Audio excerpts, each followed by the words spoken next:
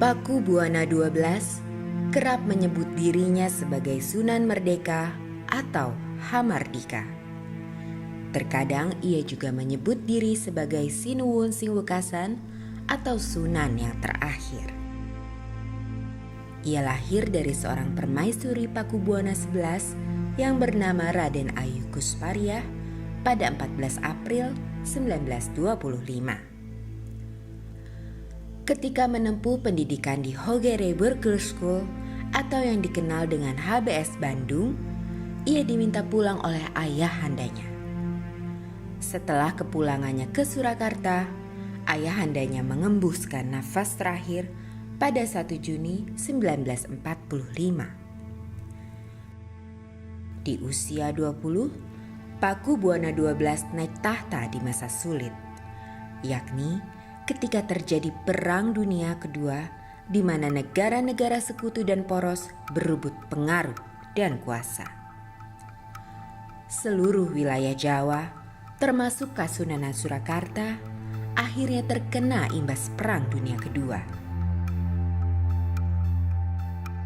Berbeda dengan Belanda yang masih menuankan Sunan Surakarta di negerinya sendiri, Jepang justru ingin melucuti peran penguasa tradisional Surakarta.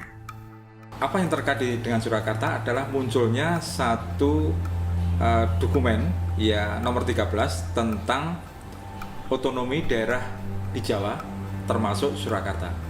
Dalam kaitan ini adalah Pakubuwana ke-11 itu ditunjuk sebagai penguasa otonomi untuk daerah Surakarta. Meskipun statusnya penguasa otonom, tetapi Pakubuwana ke-11 itu harus tunduk kepada perintah Panglima Angkatan Darat Jepang di Jawa.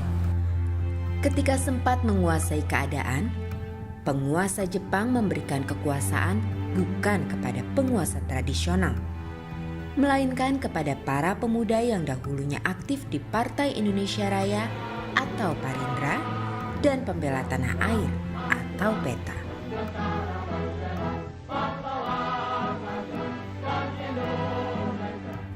Akan tetapi, walau memberikan kekuasaan kepada para pemuda binaannya, Jepang tetap melantik Pakubuwana XII sebagai Sunan Surakarta pada 12 Juli 1945. Hanya saja, pelantikan ini dilakukan bukan sebagai penguasa teritori, melainkan sebagai penguasa keraton.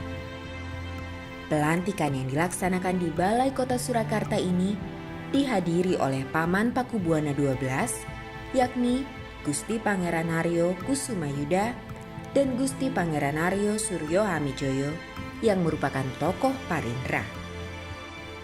Sejarah mencatat, pelantikan Sunan di Surakarta selalu terjadi atas perkenanan penguasa kolonial yang berperan sebagai patron dari penguasa tradisional. Rupanya, Pakubuwana XII adalah Sunan terakhir yang dilantik dalam suasana politik semacam itu. Dan berbeda dengan tata cara Belanda, pelantikan oleh Jepang ini tidak melalui upacara adat Kasunanan. Karenanya, pelantikan oleh Jepang ini dianggap sebagai sebuah kecongkakan. Dan ini membuat pihak keraton merasa tak perlu tunduk pada Jepang. Keraton pun kembali menyelenggarakan penobatan jabatan Sunan dengan dilengkapi persyaratan adat.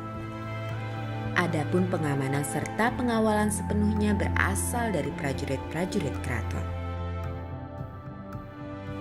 Selain mendapat kesulitan dari militer Jepang, kuasa politik Surakarta juga mendapat rongrongan dari kalangan pangeran senior yang berhaluan Republikan. Selagi menunjukkan kuasanya, Jepang dibombardir dengan bom atom oleh Amerika Serikat dari pihak sekutu pada Agustus 1945.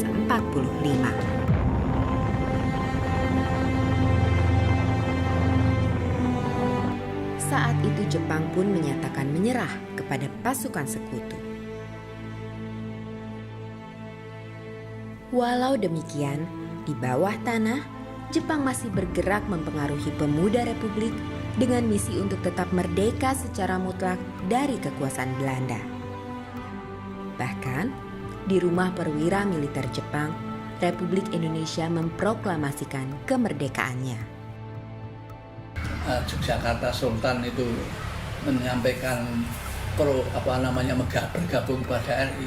Sultan ini pernah mengirim kurir ke Surakarta untuk mengajak bersama-sama. Gimana kalau kita bersama-sama supaya satu, sebetulnya itu hanya tidak direspon waktu itu oleh Sunan Pakubuwono ke-12. Akan tetapi, walaupun menolak ajakan Yogyakarta, Pakubuwono XII malah terlebih dahulu mengirimkan telegram berisi ucapan selamat kepada Soekarno dan Hatta atas kemerdekaan Indonesia sehari pasca proklamasi. Sekitar tanggal 19 Agustus, pemerintah pusat menetapkan bahwa Kasunanan dan Mangkunegaran itu tetap pada posisi semula. Nah, piagam ini ditindaklanjuti oleh pihak Kasunanan dan Mangkunegaran dengan menyatakan sebuah amanat yang intinya adalah menyatakan kesetiaan Kasunanan dan Mangkunegaran kepada Republik Indonesia.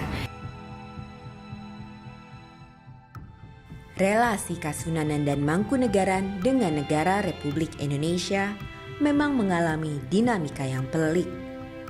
Surakarta harus berhadapan dengan jalan revolusi yang berliku.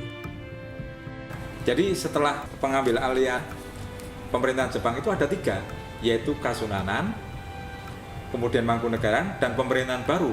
Kasunanan dan Mangkunegaran menganggap kekuasaan KNID ini hanya merupakan sisa kekuasaan dari kekuasaan yang sebenarnya sudah dimiliki oleh Kasunanan dan Mangkunegaran. Tidak mungkin Republik Indonesia mengakui 3 pemerintahan yang ada di satu daerah.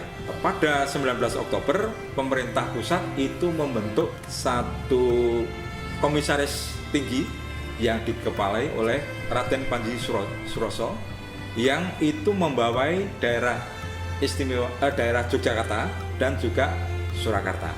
Di Yogyakarta ini berjalan dengan lancar, tapi di Surakarta ini menjadi masalah. Komisaris tinggi ini mengusulkan pembentukan direktorium yang tujuannya sebenarnya adalah mempersatukan dan menyamakan aturan-aturan di antara kedua projo ini tadi, Kasunanan dan Mangkunegaran. Nah, Kasunanan secara prinsipil setuju, tetapi Mangkunegaran menganggap bahwa direktorium ini sebenarnya menjadi semacam pemerintah bayangan gitu. Mangkunegaran mengirim utusan ke Jakarta untuk membahas mengenai pembentukan direktorium ini. Utusan yang dikirim ke Jakarta ini diculik oleh beberapa pemuda, timbul semacam kampanye anti Kasunanan dan Mangkunegaran. Di dalam kampanye itu seolah-olah dibangun image buruk mengenai dua institusi tadi, Kasunanan dan Mangkunegaran, mengenai feudalistis, mengenai pemerintahnya tidak mendukung republik dan sebagainya. Pada kaum oposisi tanggal 14 Januari 46 membentuk satu kelompok kekuatan politik yang disebut Persatuan Perjuangan, diketuai oleh seorang oposan yang sangat terkenal pada waktu itu, yaitu Tan Malaka. Di Solo yang ingin membuat satu pemerintahan daerah istimewa itu menghadapi masalah karena di Solo justru menghadapi banyak pengaruh dari kelompok kiri dan itu mempunyai satu pernyataan yang hampir sama, yaitu anti feodal. Dalam roda sejarah yang sama, proklamasi kemerdekaan Republik Indonesia juga terus bergulir menjadi sengketa internasional. Keadaan tanpa kepastian ini membuat sejumlah perundingan dan diplomasi dilakukan dalam rangka mengatasi konflik yang berlarut-larut. Kemudian dalam proses ada satu perjanjian meja bundar, dan di dalam itu ada 2 utusan di Surakarta, yaitu Mangkunegoro 8 dan Pakubuwono 12 ikut serta di dalam rombongan itu. Ini saya kira satu strategi yang sangat penting. Jadi yang dulu ada indikasi ikut Belanda, ini mewakili RI. Meja Bundar itu Mangkunegoro, tapi ikut sertanya itu diberi satu keputusan khusus bahwa saya itu menjadi seolah-olah menteri negara di dalam pemerintahan Republik. Pada saat yang sama, dalam konferensi Meja Bundar, Jawa Tengah yang tergabung dalam Badan Permusyawaratan Federal atau BFO memiliki delegasinya sendiri. Kalau negara Jawa Tengah, saya pikir itu sama dengan negara-negara lain seperti Pasundan, Jawa Timur, dan Indonesia Timur, dan juga Kalimantan dan sebagainya. Itu saya kira itu satu strategi dari pimpinan Belanda untuk menghambat eksistensi kemerdekaan Republik Indonesia, karena kemerdekaan Republik Indonesia itu dianggap satu sangat merugikan Belanda, terutama ketika mungkin ada satu indikasi bahwa ada kehendak dari daerah untuk mendirikan satu negara dan tidak setuju dengan RI, barangkali mungkin.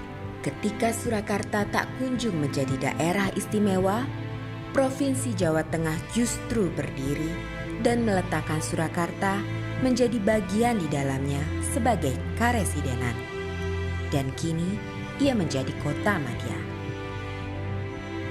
Pasca kekuasaan Sunan Pakubuwana XII, wajah Kasunanan Surakarta kian tak menentu. Dunia itu gelap. Nah, kegelapan yang bagaimana kita renungkan sendiri karena kita ternyata melampaui beberapa cobaan-cobaan yang diciptakan oleh pemerintah baru, ada pemerintah Republik.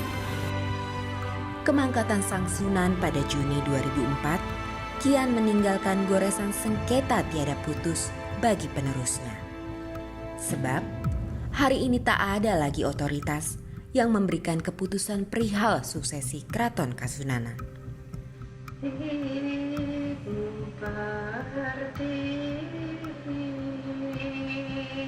Kira-kira sudah sampai titik